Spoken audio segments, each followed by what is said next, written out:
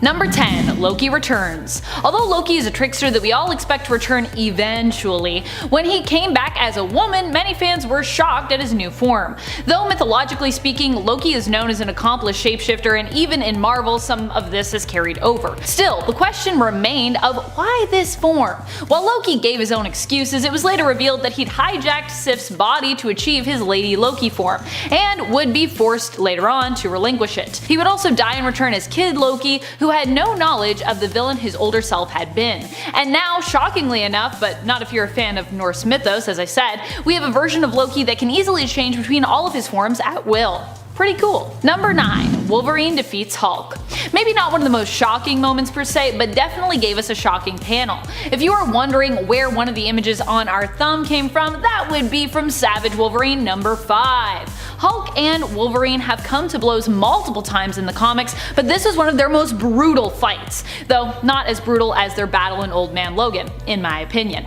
During this story, Wolverine was attracted to Savage Land due to a device calling out to others to create chaos, so that an ancient monster from beneath the island could be released. Kind of a Cthulhu-looking space thing?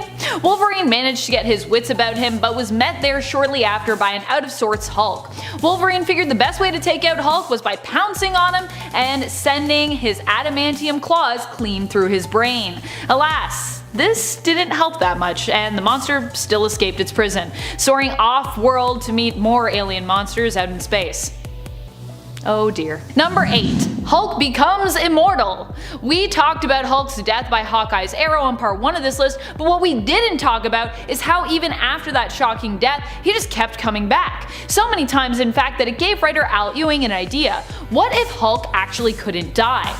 This concept allowed him to write a story which brought us back to the dark origins of Hulk, a man who would originally turn into a monster when the sun set. This was the original transformation story for Hulk, not based on emotions turning him into some sort of psychological horror, but based on old monster stories like that of Frankenstein, werewolves, and Dr. Jekyll and Mr. Hyde. When we got the immortal Hulk, this was how we were introduced to the big green hero slash monster, as an immortal being that when the sun sets, even when Banner had been killed, would rise again. Even though this concept was the original concept for the character, it was one we'd become so removed from that it shocked readers in a delightful way, reinventing the character they'd come to love by taking us back to his roots. Number 7. She-Hulk defends Star Fox. She-Hulk has always been a huge defender of superheroes. After all, she is one herself. But everyone was still caught somewhat off guard when she signed up to defend Star Fox, aka Eros, Thanos' brother.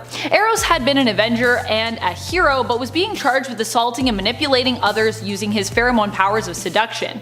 Some Avengers stood beside him, and some preferred to keep their names out of the headlines, while others still denounced him. But She-Hulk decided to defend him in court. What was more shocking to Jennifer was when she discovered that although he had not manipulated her into sleeping with him, Star Fox had manipulated her and John Jonah Jameson, aka Manwolf, into marrying one another, believing it was best for both of them. Still, She-Hulk would be forced to defend him in a more cosmic court of law later on, and would of course move to divorce Manwolf, believing their relationship to be a complete sham. Which kinda sounds like it was? Seemed like they were about to break up when he made them fall in love with each other.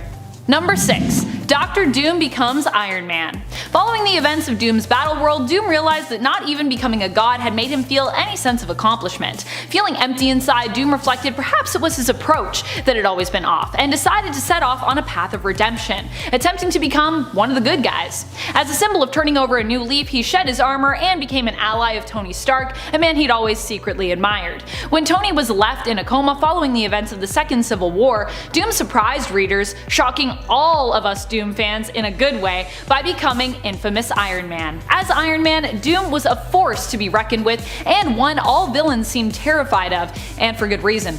Having Doom as a rival villain was hard enough, but having him as a hero meant that they would need to come together just to defend themselves against his might. And even then, these villains failed. Doom single-handedly took them out during a meeting where they'd all gathered to discuss the problem of Doom himself. Number 5. Death of Spider-Man. I'm not sure what was more shocking, when Spider-Man died the first time in Ultimates and had to immediately be resurrected because the timing had not been properly communicated, or when he died the second time with all the grandiose surrounding his death. The Ultimate Universe of 1610 was full of shocking moments, Spider-Man's death among them. In reality, the creatives wanted Spider-Man dead because they felt he was too similar to his 616 counterpart, and they were trying to get rid of all the characters who they felt were just too similar to the main continuity versions. Still, the death of Spider-Man made for a shocking title, even if it was in an alternate universe, as Peter Parker's Spider-Man was still considered the darling of Marvel, no matter which reality you're talking about. Number 4. Black Widow betrays Iron Man. Another Ultimate story that shocked many fans was the whole relationship and then subsequent betrayal between fellow Avengers Iron Man and Black Widow. On Earth 1610, these two were about to get married when Black Widow revealed her true colors. In this reality, she was a double agent and killed Jarvis before Tony could even stop her. Fortunately, he still had override systems in place on the nanobots he'd given Natasha, which helped her to control the armor he'd gifted her as an engagement gift. He used these nanobots to knock Natasha out, and when she came to the hospital, Clint Barton, aka Hawkeye, arrived to take her out with an arrow to the head. In betraying her teammate, she'd also gotten Clint's family, which he had in Ultimates, killed, so he was out for revenge on multiple levels. Number 3. Iron Man, evil all along. Dun dun dun. The Crossing was a super out there storyline, one where it was revealed that Tony Stark had actually been a sleeper agent all along for Kang the Conqueror, who we later learned wasn't even really Kang but was a Mortis in disguise. Oh, comics. Tony went around being a huge villain for a while until he lay dying, inspired by his younger self to reform before he passed away. His younger self had been brought to the present by the Avengers to stop their version of Tony. Yeah, it was a time. I hope the Avengers learned that bringing a younger, less experienced Tony to defeat an older version who is a more accomplished genius is not really the best way to go in this scenario. Number 2. Thor gets hella pregnant. When did this happen? You guessed it, in the Ultimate Universe. Should just call this top 10 Marvel shocking moments of the Ultimate Universe. In the Ultimate Universe, however, Thor and Hela do not appear to be related, so at least there is that. But still, this is a shocking story for those who just happened to pick up a comic off the rack at the time. What happened was Thor wanted to leave Valhalla. In order to do so, he had to give Hela an heir, which was a term he agreed to.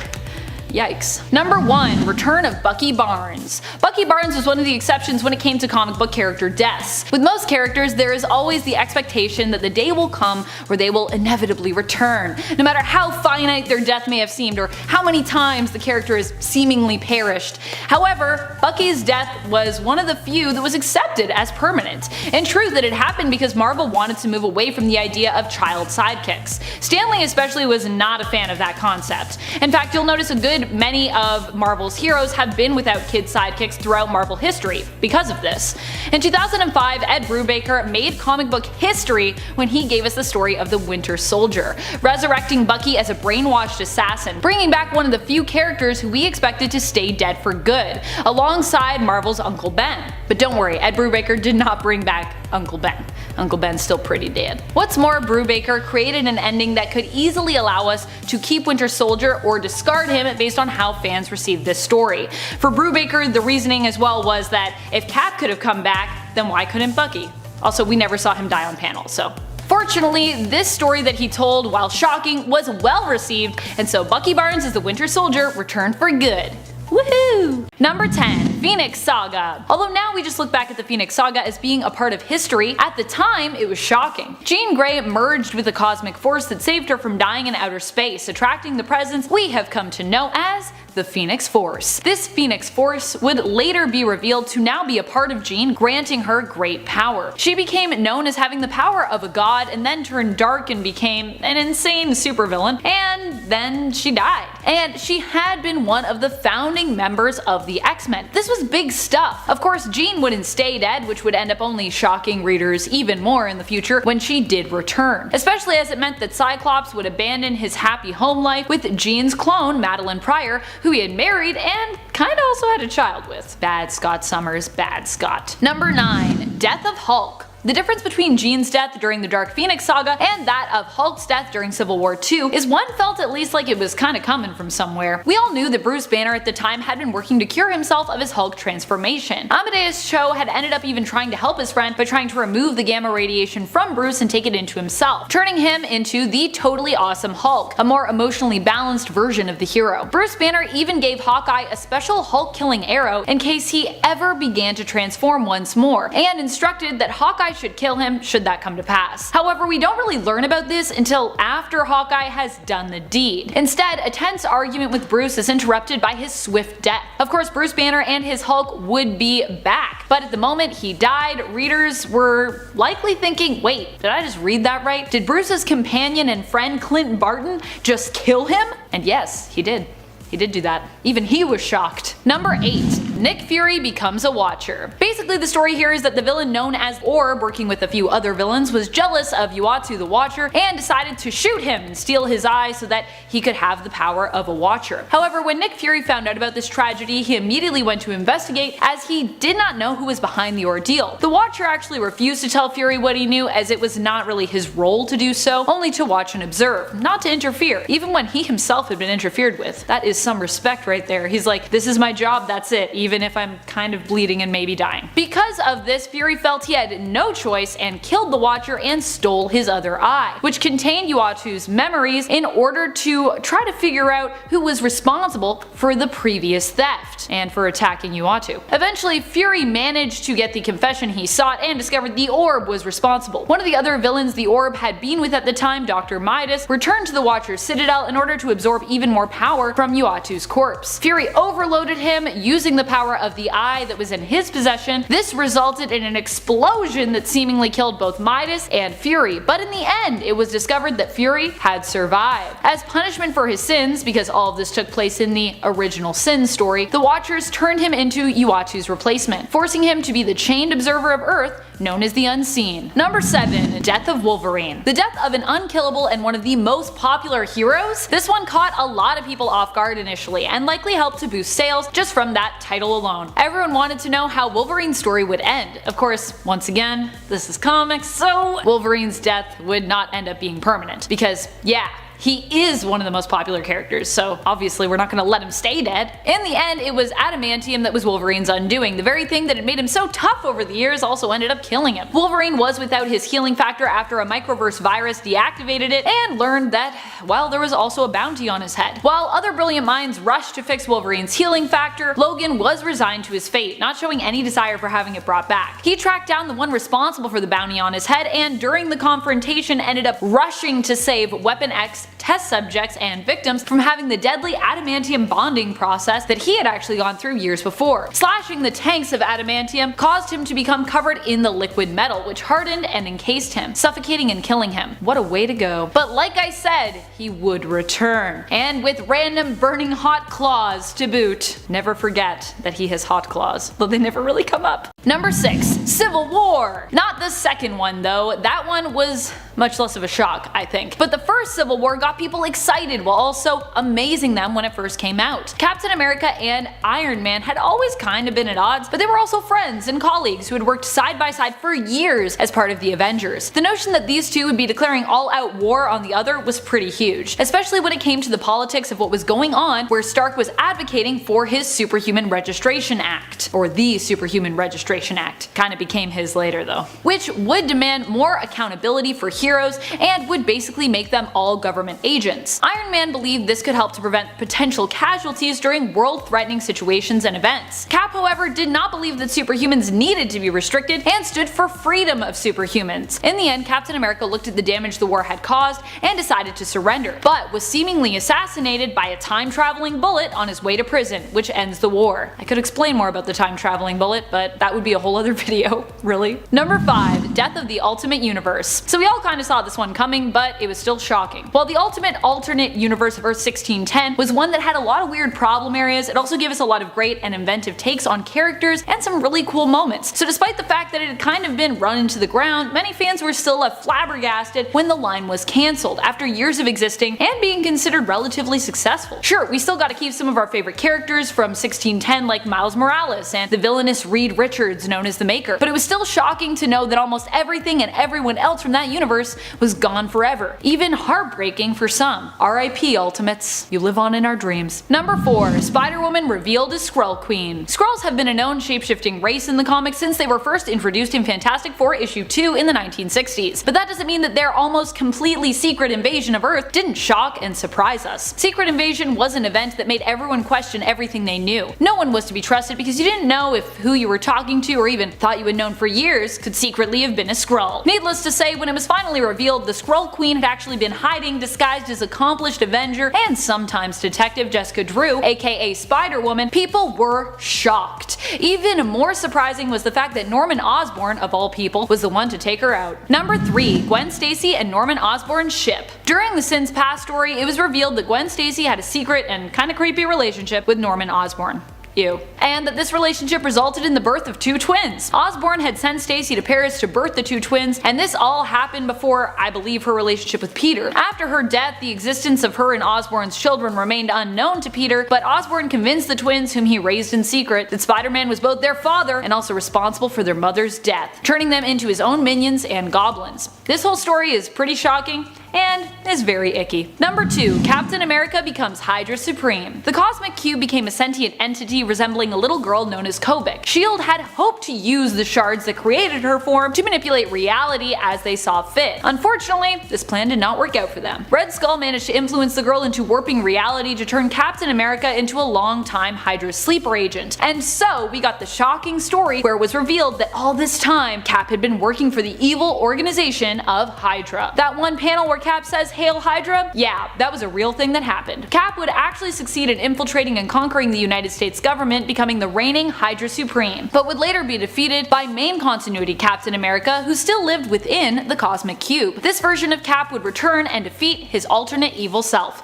Whew. Thank goodness. Number 1. Miss Marvel's surprise pregnancy. I wish this was a shocking moment that I could forget, and yet I cannot. And I cannot also believe that someone greenlit this story. We learn in issue 197 of Avengers that Carol Danvers as Miss Marvel is pregnant. Not only that, but her pregnancy seems to be progressing along at an alarmingly quick rate. Carol is scared, but is reassured by Wanda, to whom she revealed her secret identity, that she is an Avenger, which means she has a group of friends who will stand by her no matter what. Unfortunately, what that ends up meaning is a group of friends who actually don't really seem to listen to her, celebrating the pregnancy and kind of shaming Carol somewhat for not being happier about it, despite the fact that Carol is terrified and has no earthly idea how this could have happened to her. It's later revealed that her baby, who grows up rapidly and introduces himself as Marcus, is also kind of the man who got her pregnant, or an extension of him anyways, who had to do so in order to use her body as a means of escaping Limbo, but then realizes that his presence in the world is too dangerous.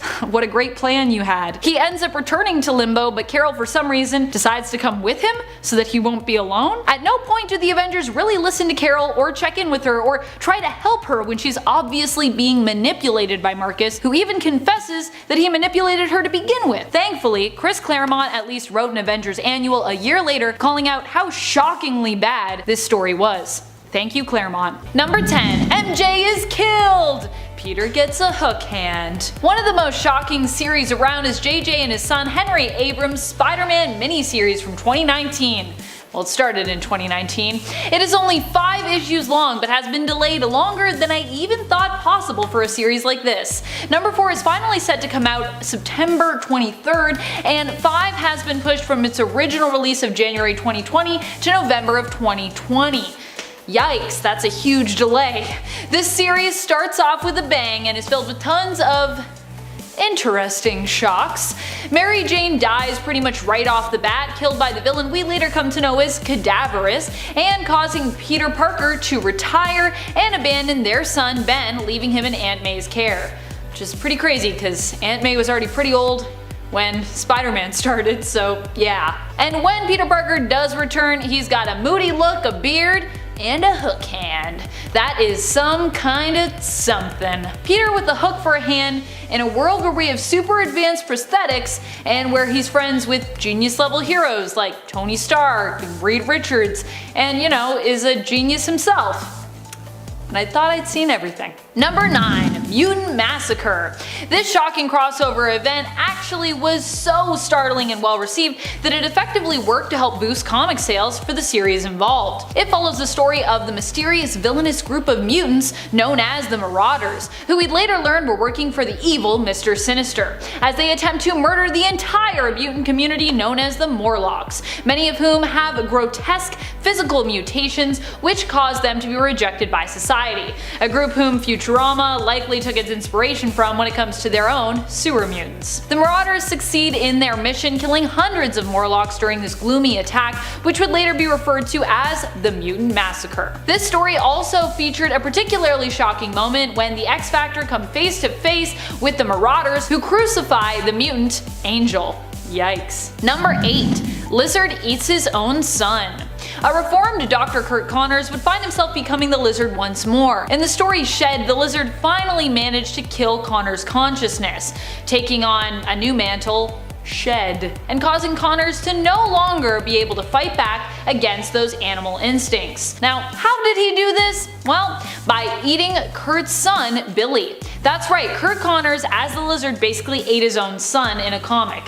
Spider-Man at the time had been racing towards the Doctor in an attempt to stop him, but arrived too late. Fortunately, Spider-Man at least was able to reclaim some of Connors' humanity by showing him pictures of his son and forcing him to remember and face what he had done. Number 7. Wolverine loses his adamantium. There have been quite a few shocking moments that have come to us from 90s comics, but one of the most dramatic and also the weirdest thereafter was when Magneto stripped all the adamantium from Wolverine's skeleton, pulling it out of his body. This was insanely painful for Wolverine, but he managed to survive the forced debonding process. However, it left him somewhat changed, and he almost died during the process. Wolverine became more animalistic and also lost his nose for some reason. Wolverine would remain without his adamantium and sort of without his nose for almost 8 years, which is also pretty crazy to think about, especially when it's considered such an iconic part of Wolverine's power set. Not his nose, his adamantium. Although he does have superhuman senses, so I guess his nose is part of his power set. Oh my goodness. Number 6. Kingpin learns of Daredevil's secret identity. This was an especially shocking story arc. Known as Born Again, in this story, Daredevil's secret identity is sold out by his ex-girlfriend Karen Page, who had become a heroin addict and, while desperate, sold his true identity for a hit. This information got passed around and eventually made its way back to Kingpin. It's never good when your arch-nemesis finds out your secret civilian identity, but for Matt Murdock, this was one of the worst things that would ever happen to him. Kingpin uses information to destroy Daredevil's life on pretty much every level, taking his money and his home, and even using it to destroy his relationship with his current girlfriend, and even destroy his costume. Geez, guy had nothing left. Eventually, Wilson Fisk would get what was coming to him, but before that would happen, he would still make protecting and living in Hell's Kitchen a living hell for Matt Murdock. Number 5. No More Mutants. Wanda is kind of the queen of shocking moments. Her magic is often unpredictable, resulting in many twists and turns to come about in the comics. But aside from its unpredictability, it's also very powerful, meaning that when Wanda does manage to get her magic right, it still usually gives us very shocking results. That was the case when Wanda had a psychotic break and created an alternate reality which began to crack and crumble as those supers within it began to see it for what it was, a fake reality, created and shaped by Wanda herself, a sham. Frustrated with her father Magneto's obsession to fight for mutant kind, she then altered reality once more as everyone seemed to be coming for her, speaking the words, "No more mutants" in the House of M series. This day, November 2nd, would become known as M-Day in the Marvel Universe, the day when millions of mutants lost their powers, and we still see the consequences for many characters involved in the comics even today, almost 15 years later. Pretty crazy considering how many events get retconned out of existence almost. Number 4. Carnage becomes a hero? During the events of Axis, everyone had their alignments reversed when Wanda's magic went haywire like it usually does. chaos magic? Nah, what you gonna do? Carnage as such became a hero, referring to himself as your friendly neighborhood Carnage, and attempting to fight for good like his usual nemesis, Spider-Man. The disturbing thing about his alignment reversal was that it didn't make Cletus Kasady any less of a murdering psychopath. He still had those urges and had to fight to overcome them. Surprisingly, however, he behaved heroically enough that he was compelled to sacrifice himself in order to save the population of New York when the evil X-Men planted a gene bomb that would kill everyone in the city who wasn't a mutant. Pretty impressive. And he died, and then of course he came back because, well, it's still a comic book. How many times has Carnage lost his legs? That's some trivia for people. Answer me in the comments. How many times? Number 3. Spider-Man reveals his identity. Spider-Man did this as part of the Civil War story arc in order to help motivate other supers to do so and to support his friend and in a way mentor, Tony Stark, who at the time was on the side of being for the Superhuman Registration Act, believing being against it would only lead to an all-out war with the government and be worse for supers later on.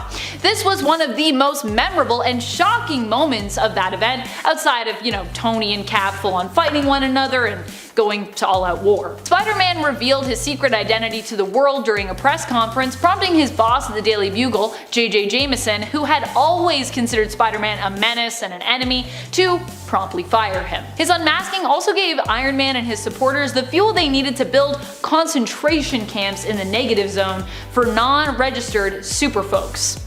Yeah. Pretty controversial move there. Spider-Man would eventually get his secret identity back during another shocking and controversial for different reasons story, One More Day. But that's a tale for another list. Maybe a part 4. Number 2. Iron Man is working for Kang. Or really, Iron Man is working for Immortus. During The Crossing, widely regarded as one of the most bizarre storylines from the 90s, it was revealed that Tony had become a villain and sleeper agent for Kang the Conqueror. In another attempt at a shocking twist, it would later be revealed that Kang was actually Immortus and that Immortus was actually Iron Lad, but this wouldn't be revealed until later. And let's be real, none of that was really that shocking to us. I don't think many people cared. Some of the costume redesigns that were part of The Crossing were also equally shocking just in terms of how 90s they were. Just check out Scarlet Witch's costume from this time. Everybody's gotta have trench coats. That's the 90s. Number 1. Magneto, you are not the father. During the events of Axis, we also learned that Wanda and Pietro were not actually the blood relatives of Magneto, and were not even mutants. This all came about when Scarlet Witch attempted to perform some blood magic on her family members. It worked on Pietro, but not on Magnus. Fans would later learn this was because Wanda and Pietro were not actually mutants' children. In fact, they weren't even mutants. The High Evolutionary had experimented on them when they were just babies, and had simply disguised them as mutants and returned them after he was finished with his experimentation. This is still definitely one of my most disliked retcons in comic book history. Since this has been revealed, Scarlet Witch has become even more reviled by the superhero and mutant community, being referred to as a pretender and despised by most mutants. I just feel really bad for Wanda. This woman cannot get a break in the comics. Can we just give Wanda a break? Can Wanda be cool? Could she be cool again? Number 10. Hawkeye kills Black Widow. We tend to talk a lot on Top 10 Nerd about one of the darkest areas of Marvel's comic lines and alternate worlds, the Ultimates, the Earth of 1610. In this reality, Black Widow becomes a villain after betraying Tony Stark. While her betrayal of Iron Man and her fellow teammates is a dark enough story, we're going to talk about what happens after the betrayal that we all tend to focus on more. Hawkeye ends up being betrayed by Natasha as well. His entire family is slaughtered because of her, and he is taken in, questioned, and tortured. Brutally tortured. Because in the Ultimates reality, he actually has a family, similar to the one that you actually see in the MCU. Clint impressively escapes his captors using only his detached fingernails as weaponized projectiles to take them out. He then hunts down Natasha, who was incapacitated by Tony and is in the hospital. Hawkeye kills her with an arrow to the head, but only after he pins her hands to the walls with arrows. Youch. The whole thing is pretty dark. Number 9. Strange Academy. Strange Academy's first issue was just recently released early March 2020, but when the comic was first announced, it was met with lots of mixed feelings from Marvel fans, and fans of another popular franchise. See if you can guess which one. The idea around Strange Academy was to spin a yarn about a school of uniquely magically gifted youngsters who join an academy in New Orleans to hone their powers. Sounding familiar yet? Many took to Twitter to share their outrage for what was deemed a potential ripoff of many other magically based series and fandoms involving academies. Yep, one of them being, you guessed it, the magical world of Harry Potter. Of course, the first issue is out now, so this is one people can now read up on and decide for themselves if this backlash was warranted or not. Number 8. First openly gay character. In the MCU, that is. When it was rumored that the first openly gay character in the Marvel Cinematic Universe would finally appear after more than 20 films, people were of course excited and eager to find out who the character was and to learn more about them and their story. All the excitement unfortunately only led to disappointment and outrage from fans when we found out that the character, played by Joe Russo himself, was only in 10 seconds of the 3-hour film. 10 seconds, that's all we got. The character was simply an unnamed civilian who is part of a support group led by Steve Rogers himself, seeking to help those who lost loved ones during the snap.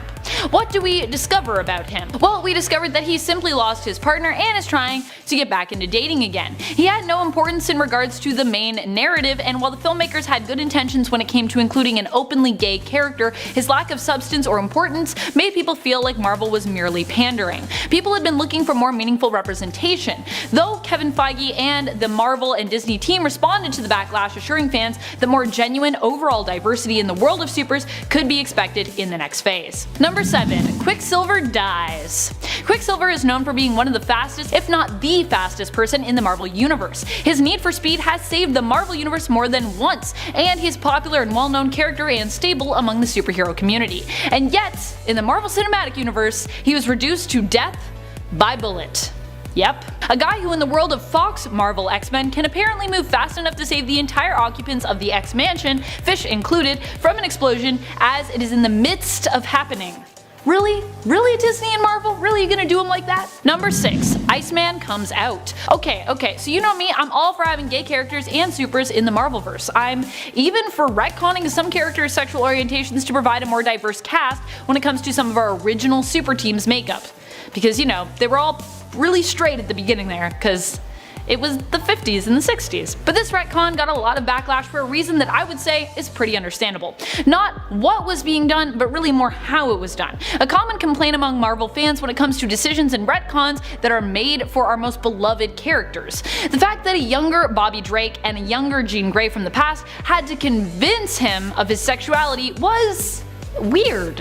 Like, why did he have to realize that he'd been gay all along? Why couldn't this have just been a thing that he realized in the present by himself? It just felt very put upon as opposed to being natural and organic. Many people rediscover their sexual orientation and sexuality every day. It isn't like you have to always know from the beginning. It can be more fluid than that. And the way this was written in and then later kind of dropped again made the whole thing feel kind of, well, forced, and like they were using it.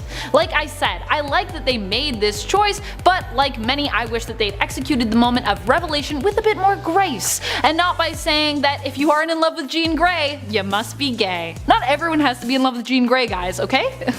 Just because you're an X-Men, you don't have to be in love with Jean Grey. Stop it. It's weird. Number 5. Apolitical politics. Art Spiegelman is known as one of the most acclaimed comic writers. He even won a Pulitzer Prize for his graphic novel Mouse. When asked to write an introductory essay for a collection of Marvel works, a phrase referring to Donald Trump as an orange skull was highlighted by the editing team, who said that due to Marvel's editorial policy, it would have to be omitted in order for the introductory essay to make it to print in regards to the collection. Spiegelman was slightly surprised and ended up rescinding his essay as a result. This news led to much backlash from both the Marvel and general comic book fan community alike, who criticized Marvel for making political statements only when it was safe or could be used to make them more money, and hiding behind an apolitical policy when they were too afraid to make statements.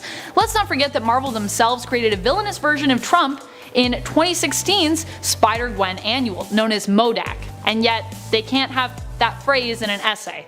I mean, What are you doing, Marvel? Which one are we doing here? Number 4. Nova brutally disembowels Annihilus. This has got to be one of the most violent kills we've seen in the pages of a Marvel comic. During Annihilation in issue 6, we saw Nova, aka Richard Rider, take on Annihilus and succeed in defeating him. But he didn't just defeat him, he disemboweled him. And not in a conventional way either, but by reaching down his throat. That's right, the brutal and violent end happened by Nova punching down into Annihilus' throat, so far in fact that he somehow reached his organs. I don't know how that scientifically works, but there you go. And he pulled specifically what appeared to be his intestines out through his mouth. Quite intense. I don't think you can actually do that to someone, but I'm not gonna ask if it's possible because I don't want to know. Number 3. Fake mutants. That moment when Marvel retconned the origins of Scarlet Witch and Quicksilver, declaring that they were no longer, nor had they ever truly been, mutants. Excuse me? In Uncanny Avengers Volume 2 Issue 4, it was confirmed that these two were not mutants, but had been disguised as mutants by the High Evolutionary, who had experimented on them, got bored, and disguised them as mutants, just for funsies. But this whole retcon really started during the Axis event. During Axis, Wanda basically found out through a magical blood test, as the results came flooding in, that Magneto was not her father. Although Quicksilver was confirmed as her biological brother, which, given everything that was implied between the two in the Ultimate Universe, and their intense love for one another even in the main continuity, would have actually been something that I think we'd prefer retconned out of existence. Please, tell us they aren't related. The retcon of Pietro and Wanda Maximoff not being related to Magneto or being considered mutants was something that made years of family drama and much of House of M feel irrelevant, which I think is why people kind of felt, betrayed by this. Number 2. Avengers vs. Martin Scorsese. This backlash from Marvel fans was not directed at Marvel itself, but instead at Martin Scorsese, who remarked that MCU films were more about entertainment than the art of cinema. Fans not only revolted against the famed director, but also revolted against those who sided with him, which oddly enough included 2015's Fantastic Four film director and writer Josh Trank. Although he deleted the tweet after, he originally posted on Twitter his opinion of a genre of films that he actually was oddly enough a part of, despite the fact that FF was not really part of the MCU, saying, "Watching The Irishman, the first 5 minutes have more humanity and truth and cinematic intrigue than the running length of every single Marvel movie combined. Ah, sorry, facts. P.S. not sorry." Wow, hashtag troll life. Number 1. Snowflake and the New Warriors. I mean, you knew we were going to talk about this, right? The New Warriors was always meant to be a team about radicalizing the world of heroes. They were meant to be edgy and relatable to the youth of today. But this version of the New Warriors takes that commitment a little too far, and while trying to make themselves more relatable, only seems to end up inevitably distancing the very people they want to attract. The backlash surrounding the New Warriors is not about what they're trying to do, but like with most things, the lack of tact they seem to be able to exhibit while reinventing this squad of supers. It's almost like the squad was made without anyone actually reaching out and conversing with the groups that they're meant to represent. Oh, wait. The most problematic of the new heroes appears to be Snowflake and Safe Space. Snowflake is the first Marvel superhero to be explicitly labeled as non-binary. Cool, but why are we calling them Snowflake? Add in the fact that Safe Space, another term that is often made fun of online and often thrown around in a condescending way in regards to the LGBTQ community, is the name of Snowflake's twin, and that the two are described as a binary pair. And you already have more cringe to add to an already pretty cringy problem. Especially when you look at how the two are often drawn together, how they hold one another. Anyone else getting some icky Maximoff twincest vibes here? No, just me? Ooh. Number 10. Mar-Vell. When Captain Marvel came out, there was a lot of backlash surrounding the film for many reasons, but I'm not here to talk about the SJW stuff. I am here to talk about some changes made to one specific character, Mar-Vell. In the story, the character of Mar-Vell was gender swapped and played by Annette Bening, who I personally thought did a great job as the Kree scientist slash superhero. But why did we gender swap the role? I'm a big fan of gender swaps when they are done well, and they mean something. But many people were left to ask why this has been swapped. It didn't seem to inform any relevant changes to the character? Was it because they simply preferred Benning for that role? Or was it to convey an air of mystery in regards to who Mar-Vell was in the story? And if it's the latter, making a great change to the character's alias should have also then happened. As much as I like the idea of the change being plot driven, they then made her alias Wendy Lawson. An obvious parallel for comic fans to the comic book Mar-Vell's Walter Lawson. So yeah, this gender swap didn't really feel relevant and as such left people asking unsatisfied, but why though? Number 9. Cyclops eliminates Professor X. There was a time when Professor X was seen as a full-fledged hero, a brilliant man with a desire only to see and create harmony and equality in the world. Isn't that nice? Since his introduction, however, more and more seeds of doubt kept cropping up when it came to his methods in terms of training his X-Men and attempting to achieve his lofty goals. By the time the Phoenix Five had come about, many mutants and readers were divided on just how heroic and good Professor X really was. Still, when Cyclops, in a Phoenix-induced rage, was approached by Xavier, who tried to reason with Scott and calm him down as his sort of father figure and mentor, we all suspected Scott would listen. Instead, Scott completely obliterated Professor Xavier, and regardless of your mixed feelings about Professor X, the scene was pretty tragic. Even Scott admitted, despite being under the influence of the Phoenix Force, that he had done wrong, and even agreed that he should atone for the murder. Granted, this wasn't the first time Professor X had died, but it was one of his darkest deaths, being killed by one of his most prized students. Number 8. Deadpool kills his parents. Wade Wilson, being an insane mercenary and former assassin, is of course one of the darker characters Marvel has to offer. And yet even Deadpool for the most part manages to keep things pretty humorous and light. This is a dude who refers to all vampires as Draculas. This is a hero who is so insane it's basically humorous, and who uses jokes to likely mask his own pain. But despite being a regular comedian, Deadpool has gone through some pretty dark and crazy times, and done and seen some pretty crazy stuff. One such dark adventure of his was during the time he was brainwashed by Butler into killing his parents. Deadpool of course did not know who they were. He appears to recognize items in the house like an old baseball glove that perhaps once belonged to him in another life, but a job's a job, he reasons. He dismisses his gut instinct and burns the house to the ground while his parents are asleep upstairs, completely unaware of course that they are his parents. Even Sabretooth feels bad about this incident. Number 7. Really close brother-sister relationship. Scarlet Witch and her brother Quicksilver have always been close in the comics, but one series in alternate reality took their relationship a little too far. The Wanda Maximoff of Earth 1610, the Ultimates reality, has an even closer relationship, and creepier one, with her brother it seems. In Ultimates 3, writer Jeff Loeb decided to confirm that their flirtations were, well, more than that, and that brother and sister were actually in a romantic and very physical relationship with one another. Even more dark and disturbing, Pietro also compliments his sister on how she looks more and more like their mother every day before getting it on with her. Brings a whole new meaning to the phrase keeping it in the family. Ick. Number 6. Death of Daken. Last issues of comic series often tend to be the most epic, and for 2010's Uncanny X-Force, that expectation held true. Although the climax of the story ended up being a lot more tragic and dark than happy and celebratory. Daken ends up being manipulated by Sabretooth, who proves here how much of a master strategist he can be when it leads to Wolverine being forced to take out Daken, drowning him in a puddle. Wolverine holds back during the beginning of the fight, feeling the weight of what he knows he must do, and when he does end up striking out full force, it's Daken's dreams and thoughts we see in between panels of his father drowning him. Daken imagines what life being raised by Logan, being a family unit, would be like. It's heart-wrenching. And afterwards, Sabretooth is there to gloat and reveal that Wolverine killing Daken was all because of his machinations. Just another way, maybe one of the worst ways, that Sabretooth has wounded Logan over the years. Such a well-written, such a sad story, ugh. Number 5.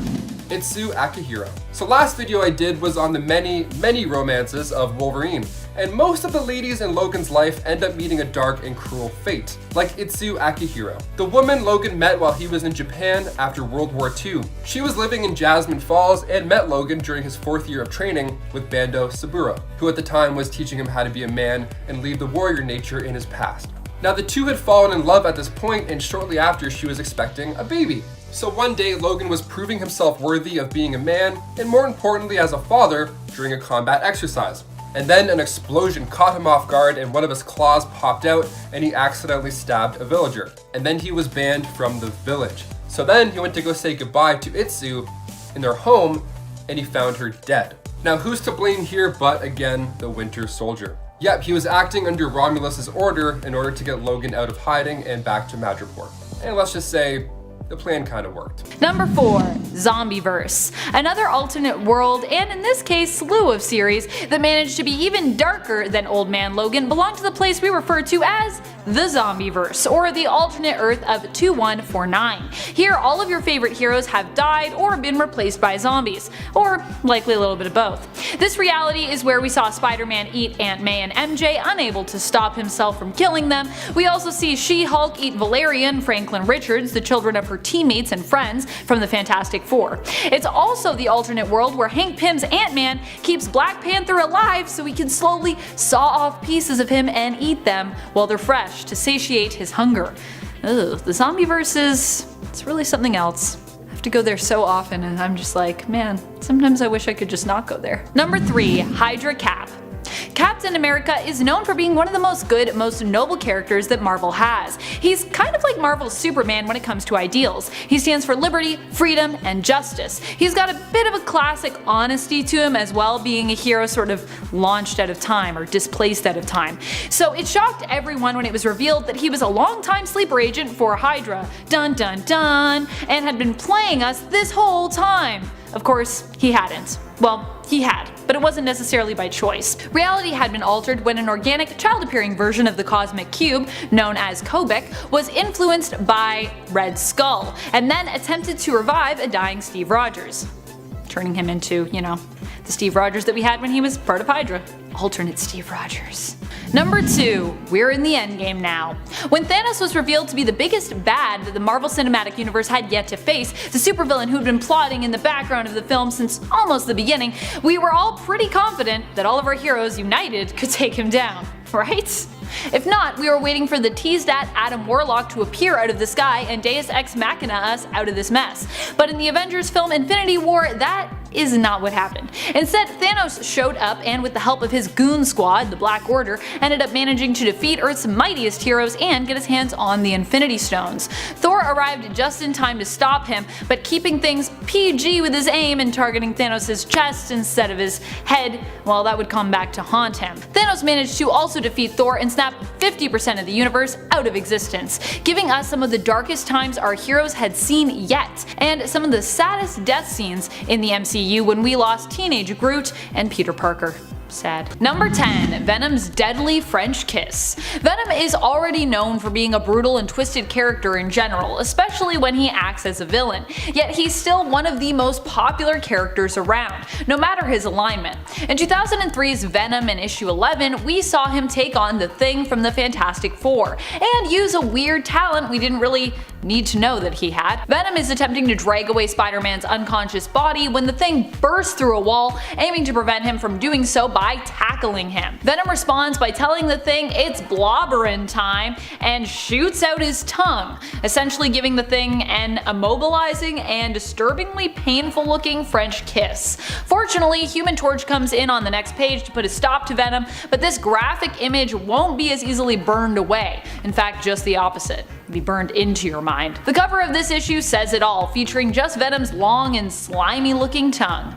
Ew. Number 9. Loki and Thor brutalize the Fantastic Four. This one came to us from a What If story where we saw both Loki and Thor team up to take on Marvel's first family, the Fantastic Four. During this fight, we got a brutal moment where Ben Grimm, as the Thing, tries to shout out his famous catchphrase while battling Thor. It's clobberin' time! But before he can get that final word out, time, Thor smashes his jaw off with his hammer. Youch. Meanwhile, Invisible Woman Sue Storm is also in trouble. She is attempting to protect herself using a force field she created, but Loki reverses the polarity of her powers, so all the energy she is projecting outward instead folds in on her, causing her to be crushed beneath its weight and looking almost skeletal as a result in one panel. She's like, I'm dying. Number 8. Gamora kills Eros. In a surprising turn of events, Gamora was forced to take the life of her uncle Star Fox following the revelation that the Black Order would be using him him and not Gamora, as he had previously thought, to bring Thanos back to life. Much to the dismay of Star-Lord, Gamora did not hesitate to kill her Uncle Eros, Thanos' brother, though at least she did seem sorry to have to do it.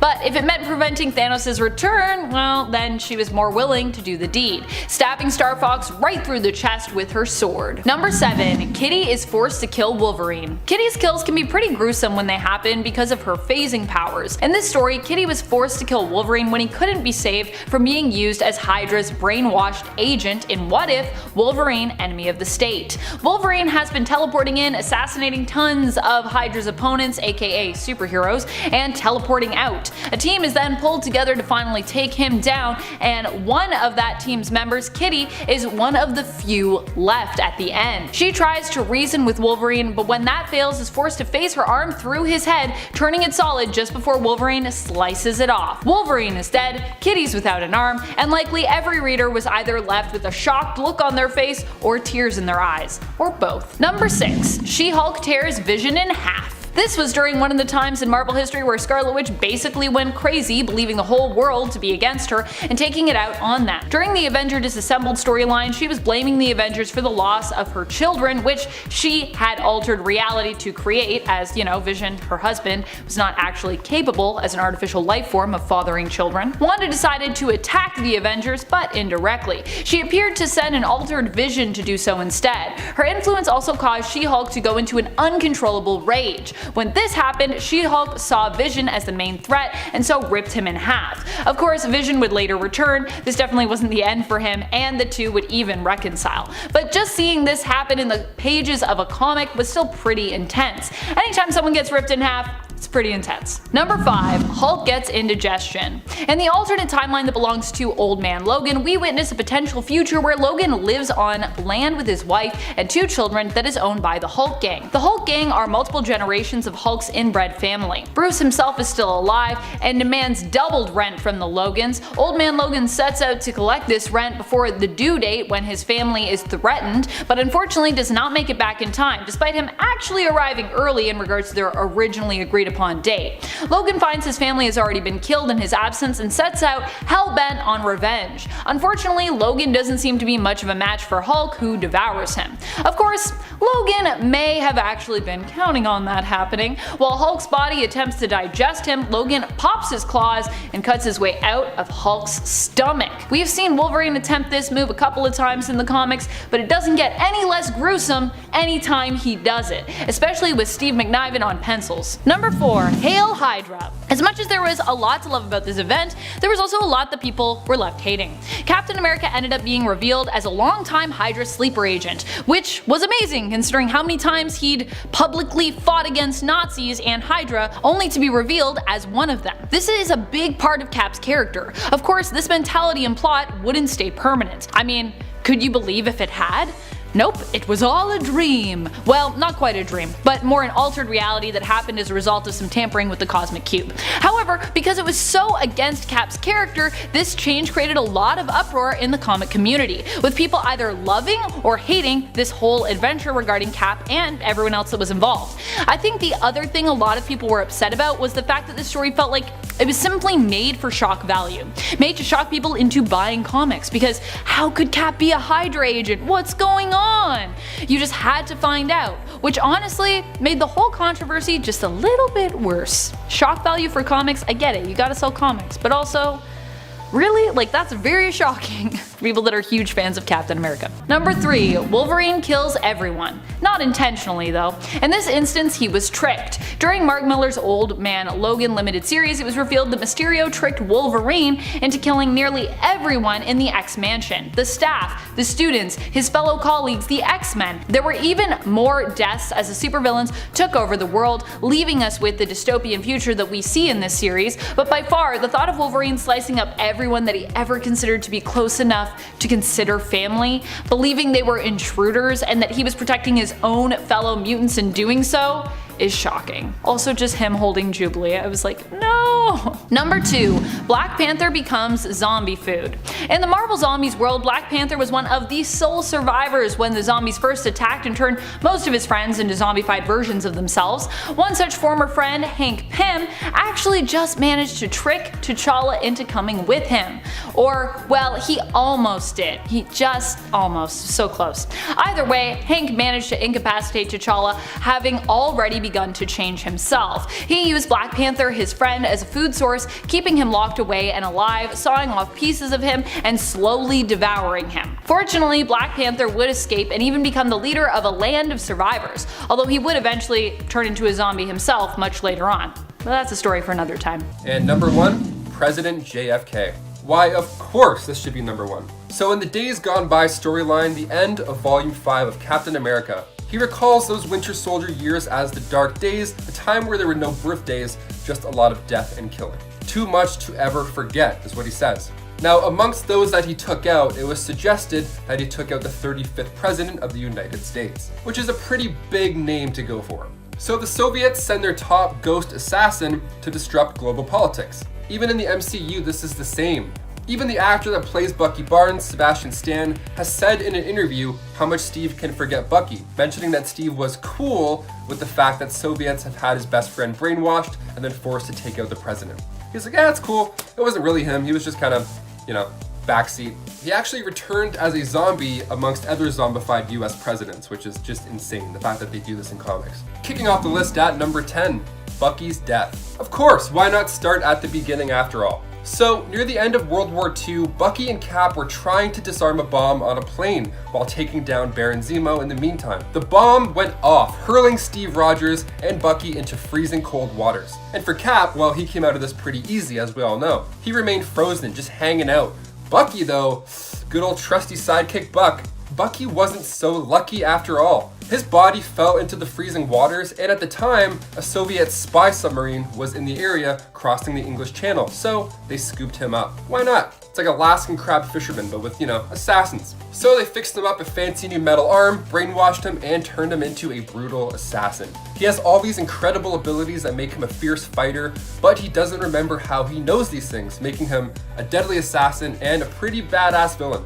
Now, this is Steve Rogers' right-hand man. One of the biggest turning points of Marvel was the introduction of the Winter Soldier. And this was also a conflict that came to life on the big screen back in 2014, and we're still watching Bucky try and weave his way through all this drama and past. It's not an easy road for the guy. Poor Buck. Yeah, it's never been easy for him. You feel bad for him. And before we go on to number 9, guys, if you could go ahead and give this video a thumbs up, because it really does a lot over for us at our channel. You guys are the best. Thank you so much for watching. Now let's keep going with this crazy list. Number 9. Red Room training. Natasha Romanova. She was trained in the Red Room since she was young, and amongst one of those leading forces of her training was the Winter Soldier. He's one of the best, so it makes sense that he passes on his skills. So Natasha was part of the Black Widow Ops program, and then he would come in and help her with combat training, while also handling the Wolf Spider Ops program. So they worked together a bit. They were all training under this big, bad roof. They even had a thing for each other briefly until he was deemed unstable and put back under cryostasis. That's gotta suck though, right? Whenever you're not being used, they're like, awesome, go clean that, and then you're frozen again until we need you in 50 years. Number 8, Jasper Sitwell. He posed as a high-ranking SHIELD agent in the MCU when in actuality he was a Hydra infiltrator. Played by Maximiliano Hernandez, Jasper Sitwell was trained at the Hydra Preparatory Academy. And he's been in Marvel movies for a while now, starting with Thor back in 2011 as just a SHIELD agent. So he met his brutal fate in Captain America Winter Soldier when Bucky straight up threw him out of a car. It was so fast, scared the life out of me in the theaters. Now this happens, of course, when SHIELD is compromised and all of the shady agents are called out for double dipping into Hydra. So Cap, Black Widow, and Falcon are driving Jasper Sitwell to base in order to use him as a path through the security, and he's in the middle of explaining how this plan is a horrible idea, and before he can even finish, the Winter Soldier finishes him. Before the Winter Soldier's arm comes out of nowhere and then tosses him out, interrupting him. It's great.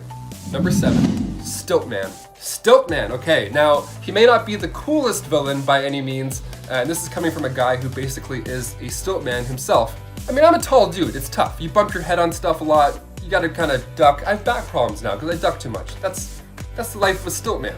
It's not easy. Now in Civil War, the villain was killed by the Punisher, But in What If House of M, we see him still hanging out with some other villains, like Shocker and Trapster. And then the Winter Soldier takes him out in one single page. It's so easy to miss. So right now, Stiltman is still kicking around in the main continuity. He was resurrected in 2017.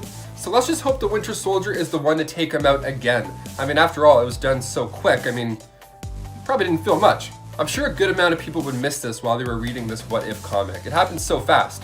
That's how precise Bucky is. One shot, and you're done. Number 6, Jack Monroe. He made his debut in Young Men issue 24. Now, Jack had a rough upbringing. His parents weren't the greatest by any means, and he grew up idolizing Captain America and his partner Bucky. Now, this is around 1953, right? He looked up to Bucky so much that he started referring to himself as Bucky. And when he attended school, he was taught by William Burnside, who had changed his name to Steve Rogers, and then he even got some work done on his face to match the look. Talk about a fan. So he ended up developing another Captain America serum, and he and Jack tried to be the new Bucky and Cap. Sounds like the dream team. That sounds great. So they got enhanced abilities and they took down Red Skull. They did some good work. The only thing was, a year later, things started to turn. Things started to go wrong. Yeah, they started to become paranoid schizophrenics from the serum, so the government had to put them in cryogenic suspension. Now, when they were discovered in the modern age, Jack then would go after Cap, Cap would win, and then put him back in the ice. Jack in the ice, that's some Titanic stuff right there. Eventually, after rehab, Jack was allowed to be free. So then we find at the end of Captain America issue 3, volume 5, we find him at a bar where he's drinking and he doesn't look too good. So as he's leaving this bar, he hears a voice call out to him, and then he's shot and then put in the back of a car. Who did he get shot by? Well, the Winter Soldier himself, the guy he idolized. And if you think that's bad, things only somehow got worse involving Jack Monroe. The whole bomb situation, which I'll get into a little later. Number 5, Old Man Logan. One of the bleakest series to come out of Marvel. Old Man Logan as a character is from the alternate universe of Earth 807128, an alternate world where supervillains won against all the superheroes. This version of the character was created by Mark Millar and Steve McNiven, and has received 2 of his own series, which started out being written by Brian Michael Bendis with art by Andrea Sorrentino. The first run is not just dark in terms of its setting, but the pencils and colors also perfectly match the tone of Old Man Logan, a violent, post-apocalyptic world where Logan finds himself constantly haunted by the ghosts of his past. Dun dun dun. Ghosts. Number 4, Tony Stark's parents. Civil War is one of my favorite Marvel movies to watch, especially when these guys finally battle it out, because there's years of history behind it. It's not just a random thing that pops up and they're like, hey, let's fight. This is a real conflict. Captain America Civil War was released in 2016, directed again by the Russo brothers, and the whole movie is politics. It's superhero politics, like in the comic, minus, the kids getting blown up at the beginning of the comic. We're gonna leave that part out. But in the film adaptation, Tony sides with the government in the Sokovia Accords. He feels responsible for the deaths, especially one of Charles Spencer at the end of Age of Ultron.